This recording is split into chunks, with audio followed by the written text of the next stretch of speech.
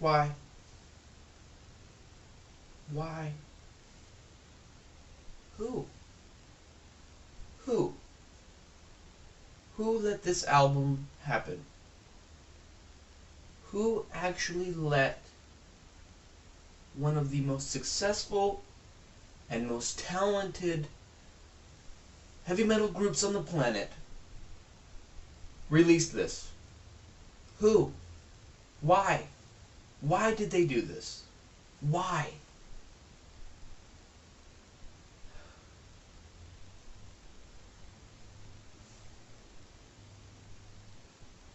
Okay, so on my review of Turbo, I mentioned that originally they planned to do a double album, Twin Turbos. One side would be lighter, fluffier, the other side would be heavier. Well, Ram It Down, as I slightly mentioned in that review.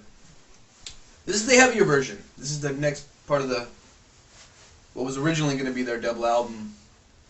You know, aside from maybe a bit of a heavier sound, and the lack of sense, how is this album even different than Twin Turbos? I think that these two albums aren't even different enough once you really get into them. And in fact, Ram It Down, it's worse because it doesn't even go all the way.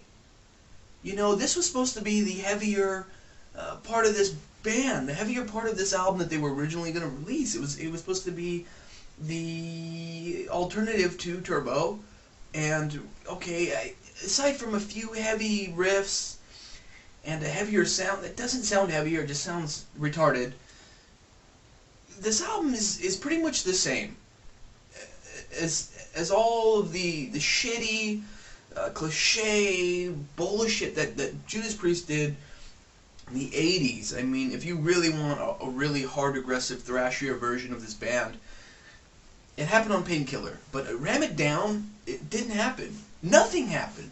Nobody talks about this album. Have you noticed that? Nobody actually talks about the album Ram It Down. Why? I'll tell you why. It's garbage. There's nothing redeeming on this album except for one song. Literally. I'm not joking. I'm not trying to exaggerate. I'm not trying to have this controversial, strong opinion on the internet. I'm being dead honest. This is pure honesty. I love this group. Usually they make pretty dang good albums. And it's just like, literally,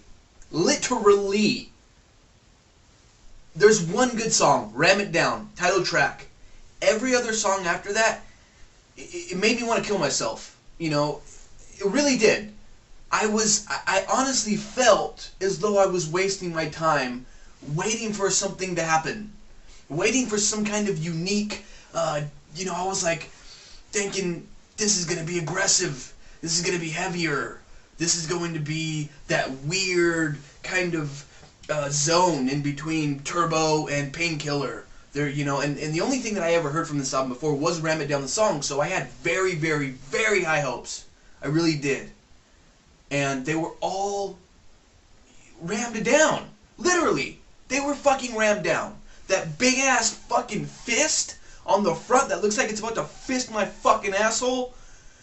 It's actually a brilliant piece of art.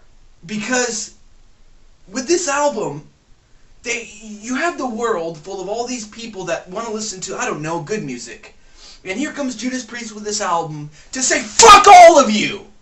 Because we've got together a piece of shit, you're gonna buy it, you're gonna like it, you should have learned your lesson on Turbo, but fuck, here we go with another one, you got fucking tricked again. And everybody fucking bought it. And now nobody fucking talks about it, because it's a hunk of shit.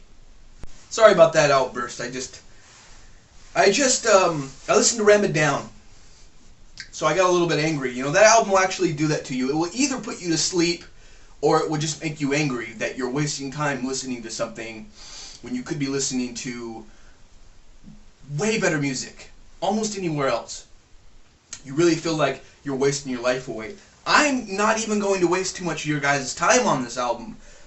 No, I'm not talking about the songs. I'll talk about one, and I kind of wanted to mention another one. I'm not going to waste my time. So as I mentioned, The title track is a good song. It really is a phenomenal song. It's extremely misleading, you know. Comes in with a really cool scream and an amazing riff. It really is a much heavier form of Judas Priest, probably the heaviest you can get at this point, to be honest. The riffs are awesome, the melodies are awesome, the fucking solos are awesome, the singing is brilliant, the interlude's awesome. It even managed to get one of those cliche fucking choruses, and it actually fitted in really nicely to this aggressive song, and it wasn't over-sung. And I really think that if that formula, aggression on the outside with still being able to have those 80s choruses, they could have actually fucking made some kind of different movement with that. They really had a real opportunity here, and they completely missed it, because the rest of the album, shit, fucking garbage. Let's talk about the drums real quick. The guitars are pretty fucking heavy, I'll admit. You're always going to get a good guitar sound on a Judas Priest album. You're always going to get good solos, and you're always going to get good singing. There you go. But as far as the music goes, it did not happen on this album. Okay, now, okay, the drums. Okay, this is Dave Holland's last album. He's the 80s drummer, as I mentioned. And the band says that a drum machine was used. It's kind of starting to remind me of Iron Maiden with Nico. Anyways, a drum machine was used in some places because of Dave Holland's health, basically. He was old, he couldn't play that fast and aggressive. But it really sounds like the entire album is played with a drum machine. It bothered me the whole time how fake it sounded. It was really, really bad. It sounded so fake. It sounded like some fucking made-up beat or something. And it ruined some songs that potentially probably were going to be kind of just a little bit of shit instead of a big old pile of shit. That's pretty much the only really good things I have to say about it. The ram it down's good, the guitar sounds good, the solos are good, and that's pretty much it. I mean, we all know that it was a step in really a good direction. I mean, it was them getting out of the 80s stuff, and eventually would lead them up to the masterpiece known as Painkiller. But for this album itself, it really was a missed opportunity. I really feel like fucking Judas Priest, like, got so comfortable and caught up with writing dog shit, with writing meaningless songs that don't age well, and they were so big at this point that everybody just allowed them to do it. Really, just everybody allowed them to put out this crap. Really, it's a waste.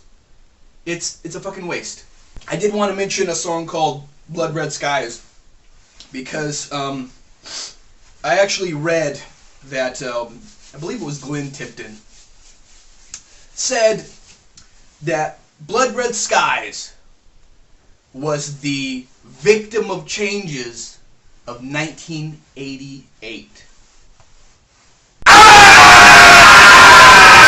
As you would imagine, I don't think that it is anywhere near Victim of Changes.